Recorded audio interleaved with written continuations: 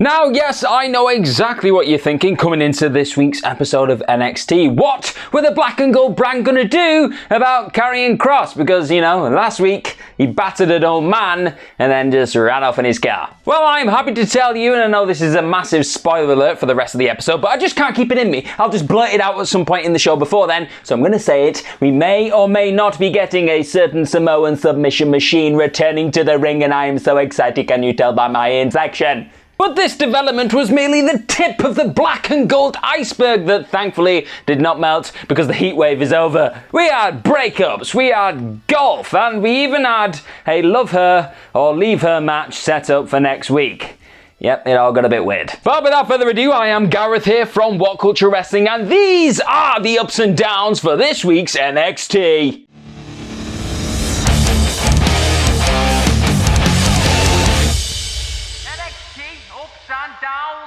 Kicking off the first of 2 weeks of NXT on Sci-Fi Goodness was Timothy Thatcher and Tommaso Ciampa taking on the team of Pete Dunne and Oney Lorcan, and of course it's going to get an up because it was violent, and you know this by now, I love violence. And to be honest, the storyline coming into this was really simple. Who is the baddest team in NXT? And, well, we figured that out, didn't we? Because just as you likely guessed coming in, these two teams did not hold back in any way. There were beatdowns. There was a point when we had the simultaneous beating of the chest thing that Ciampa and Thatcher have just bonded over in recent times and started doing that. And then Oney Lorcan returned the favour by turning Timothy Thatcher's chest into a drum, into a human drum. He started beating it, he started playing rhythms. It was like watching Phil Collins in his prime. But in the end, Tommaso Ciampa was hot tagged into the action, and he just became the marathon man that he knows he is, and he loves to be, handing out clotheslines left, right and centre. But then, something rather unexpected happened. Because Timothy Thatcher was pulling Oney Lorcan away from the action with an ankle lock. He was like, "Come here, you little bugger." He pulled him away, and then Ridge Holland, yeah, that guy, popped up out of nowhere for the first time in months and cleaned out Timothy Thatcher, which opened the door for Pete Dunne to hit Tommaso Ciampa with a bitter end. They won the match, but the big headline, the big news headline of this entire story is Ridge Holland, he back, baby. He was not content with just making his return though, because he proceeded to throw Timothy Thatcher into the ropes. He power slammed him twice into the ropes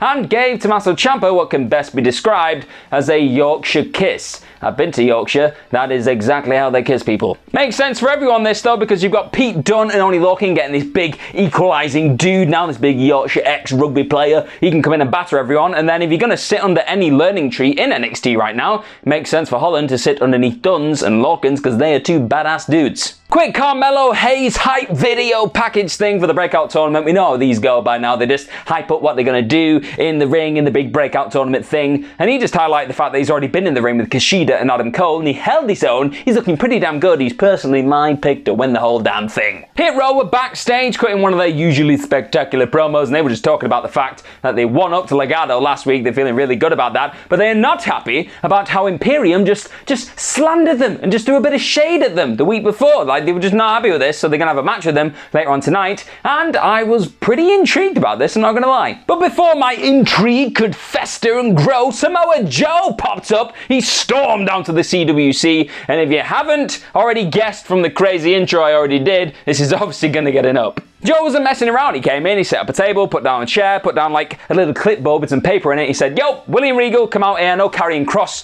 won't come out here because he's just a big softy. He's just a bit of a coward. So you come down here. I need to run a few things by you." He then confessed that he knows William Regal wanted to fire Karrion Kross after what he did last week, which would be a bit understandable. He did jump the dude. But he said he had a better idea. He's got 3 pieces of paper, alright? On the first one, it was pretty much him confirming that he is resigning as NXT's enforcer. The second piece of paper then went on to say that he'd like to be reinstated to NXT as part of the active roster. He just needed the signature of William Regal, to which everybody in the CWC started going, "Sign it, sign it, sign it." So we did. And lastly, the last piece of paper was a contract for a match against Karrion Kross for the NXT Championship at TakeOver 36. And you guessed it, peer pressure won again. Everyone started saying sign it, so William Regal signed that paper, and it is official. Samoa Joe's back. He is back. That's the thing. I'm so excited about that alone in itself. He's going to be wrestling again, but not just in any match. He's going to be wrestling for the NXT Championship at TakeOver. This is lovely. I love it. If I could give it 20 million ups, I would do, but I think the graphic would explode, so I'm just going to smile and go, yeah, this is great. Josh Briggs then had his NXT Breakout tournament hype video thing, and he explained that he literally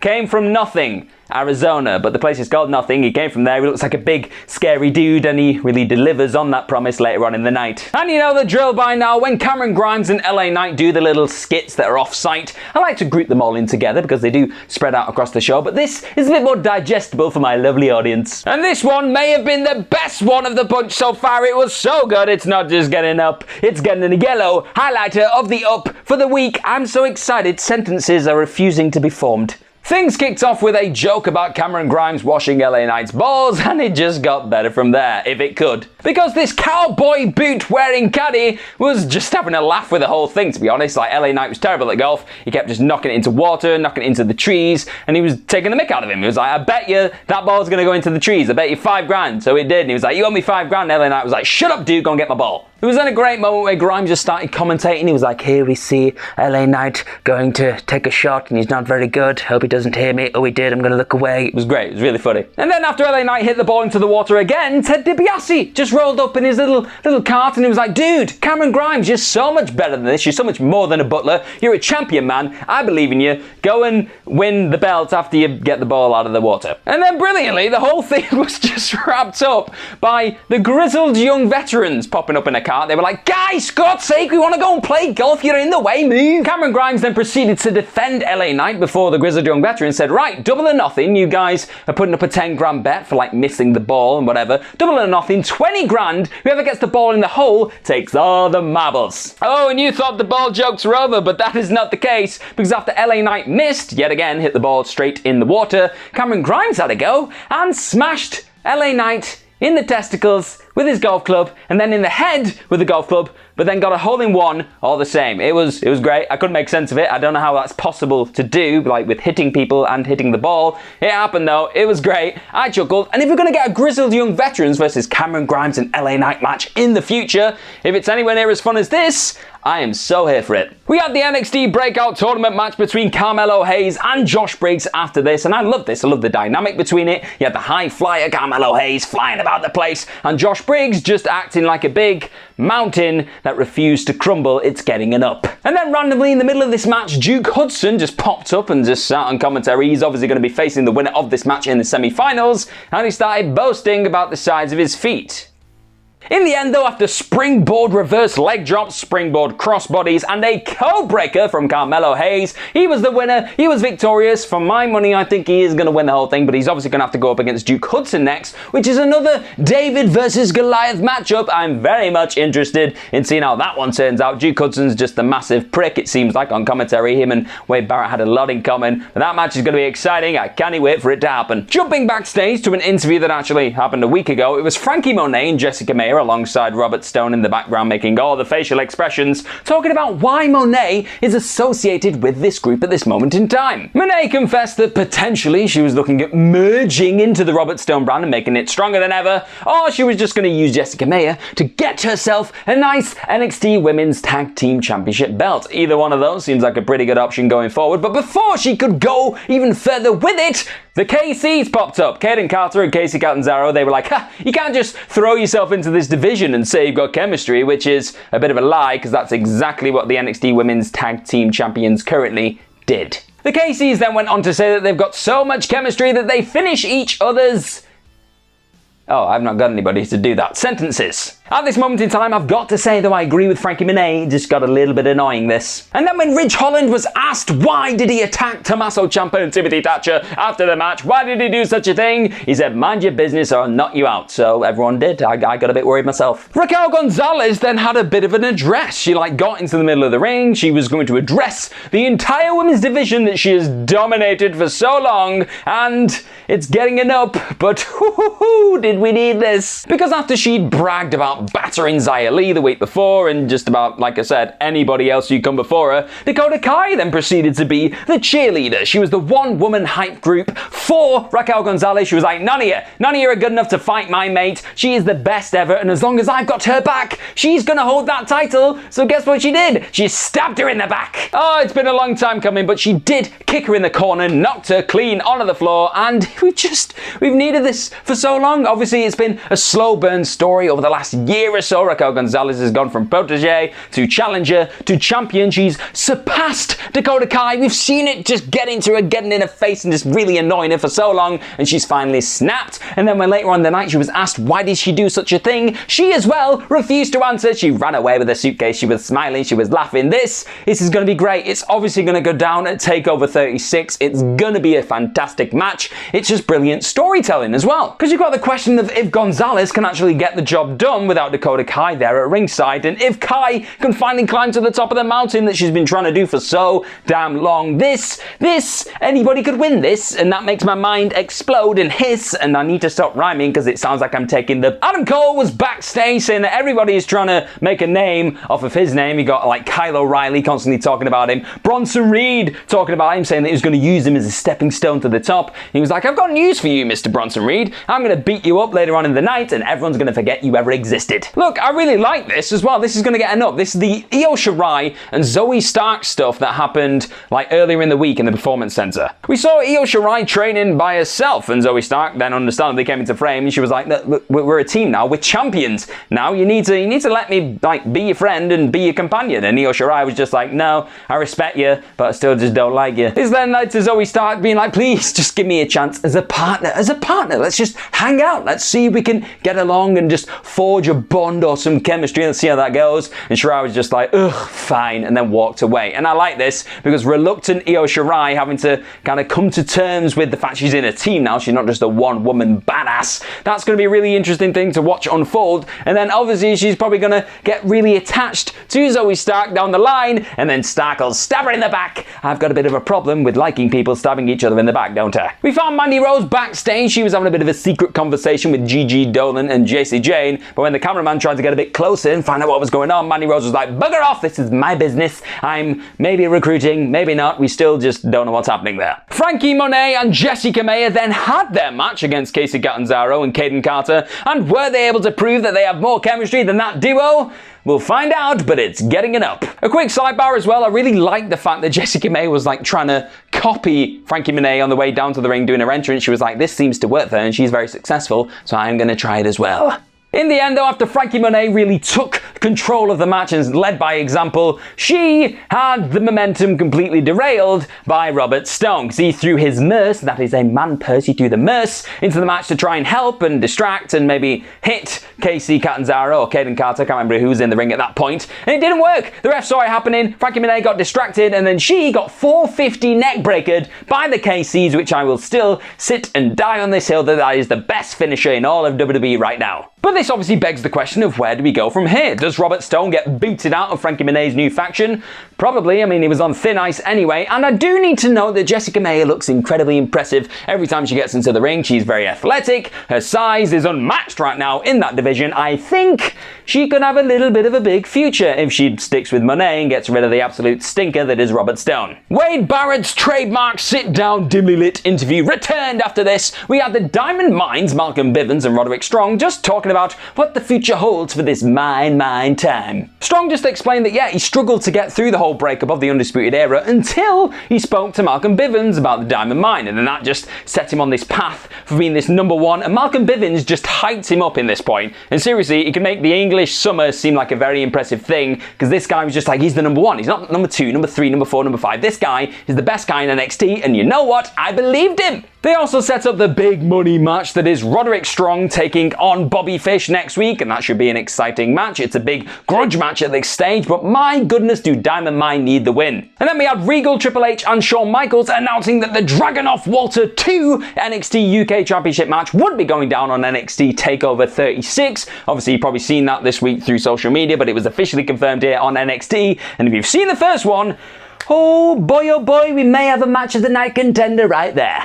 Hero versus Imperium was our next tag team match of the night. It gets down, sadly. I know that kind of came out of nowhere, but it does get a bit of a down purely because of the finish, not the actual in-ring action itself. That was pretty damn good. I'm probably going to give that an up, actually, the match itself, but the finish, it annoyed me. I'm not going to waste time talking about the fact that Imperium are really good wrestlers and they just isolated Adonis for loads of the match and kept double teaming him and blowing him to pieces. We knew that was going to come anyway. But Legado inevitably came down to the ring, caused a big fuss, caused a bit of a distraction, Top Dollar ran up the ramp, and that opened the door for Imperium to hit the Eurobomb on Adonis Adonis and win the match. And the result, yeah, cool, Imperium get a win, but it's a bit of a cheap victory, and if that now sets them on a course to challenge for the NXT Tag Team Championships, which it does seem like that's the direction we're going to go in, it's a bit of a weird, poor foundation to build on. And when it comes to Legado and Hit Row, I really like the feud, I like where it's going, but in this moment it felt like a bit of a nothing detour. Nobody really came out of it looking any better. And then next week we're going to have Legado versus Hit Row anyway, so we could have just maybe had a week to cool off and then just have that match. This just felt like a meh. It's the meh. I'm going to say it again. Meh. It felt like meh. Look, I'm not going to spend too much time on this because you know my thoughts and feelings on the Indy Hartwell Dexter Lumis stuff. But it turns out after this little backstage segment where the Way were bickering over who was responsible for Austin Theory running away from home, Indy Hartwell then got a lovely drawn image of Dexter Lumis as part of the Way family. This understandably pissed off and confused Johnny Gargano, and then I'd open the door for a love her or leave her match, which is going to happen next week if Johnny Gargano wins the match. Then Dexter Lumis is no more. That whole romance thing, it's just not going to happen anymore. We forget about it. But if Dexter Lumis wins, the Way have to give Lumis a chance with Indy Hartwell. He's gonna win, isn't he? Oh, and also Johnny Gargano saying that their fridge at home is too nice for the image of Dexter Lumis. They were like, don't put it on our damn fridge. That's gonna get a 71% on the Gargano meter. It was the shining light in a very dark, dismal segment for me. And just like that, it was time for the main event of the evening. It was Adam Cole taking on Bronson Reed for bragging rights, it appears. That was the whole thing coming into it, and it's gonna get a big up because these two can bloody go. It was Bronson Reed's first match since losing his North American Championship, and he was not messing around. He turns splatting into something of an art form. There was a point where he did a gorilla press on Adam Cole, and I thought, yep, that's it, they're gonna have to scrape him off this mat. Reed also pulled off this like suplex spinning Samoan drop. I don't even think I properly described that. I think you need to go and watch it because it was just a thing of beauty. Like, Bronson Reed is one of the most underrated people in NXT right now, and from the sounds of it, from the looks of it, he ain't gonna be there much longer. Because in the closing stages, after a seriously back and forth match where it just looked like Adam Cole was never gonna be able to put away this absolute monster of a human being, he managed to dodge out of the way from the tsunami splash, which has been known to pancake many a fool, got out of the way of that, and he hit a last shot on Bronson Reed for the win. Adam Cole comes away with a massive victory, and it does very much seem like Bronson Reed is on his way up to the main roster, if you want to call it up. Nowadays it seems like a bit more of a sideways movement, but he is probably going to be doing that after a number of dark matches that he's had on Raw and SmackDown, so all the best to him. But that was merely the beginning of the Night of Chaos, because it's still going on. Kyle O'Reilly came out after the match and started waylaying Adam Cole with a steel chair, and then he hit him with a brainbuster on an exposed steel steps, because, you know, that's obviously what Adam Cole did to Kyle O'Reilly, so he finally got his shot back in. But seriously, where are we going to go with these two now? We've gone backwards. We've had the big unsanctioned match. We've had the normal match. Are we just going to have an arm wrestle over bragging rights? It doesn't make sense to me. I'm not going to get too bogged down on it. I'm going to give it a tiny little down because I just don't know what we do with it. I'm not really that interested in seeing it. I'd sooner see Adam Cole take on fresh faces like he just did with Bronson Reed and have Kyle O'Reilly just do something else. Keep them far apart, not together. That's what we've done though. I'm just going to move on. Let's move on. So overall, I'm going to give this week's NXT a big old up because I like the majority of the stuff. The Dakota Kai, Raquel Gonzalez angle feud is gonna be money. You mark my words. So those have been your ups and downs for this week's NXT. Let me know what you think of them in the comment section right down below. And do not forget to like, share, and click on the subscribe button. I don't know why I've turned into Brian Blessed. Follow myself on Twitter at gmorgan04. Don't forget to follow everyone here at WhatCulture WWE. But more importantly than any of this stuff, have yourself the best week possible. And if it's raining where you are, don't forget to buy yourself a nice canoe to go paddling in. Why not?